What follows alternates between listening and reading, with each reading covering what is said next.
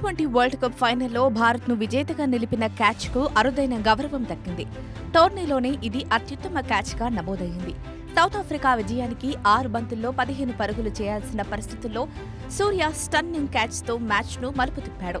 హార్దిక్ పాండ్యా వేసిన ఆఖరి ఓవర్లో ఫుల్ టాస్గా వేసిన తొలి బంతిని డేవిడ్ మిల్లర్ లాంగ్ ఆఫ్ దిశగా భారీ షాట్ ఆడాడు. బౌండరీ లైన్ దగ్గర సూర్యకుమార్ అద్భుతంగా బంతిని అందుకున్నాడు.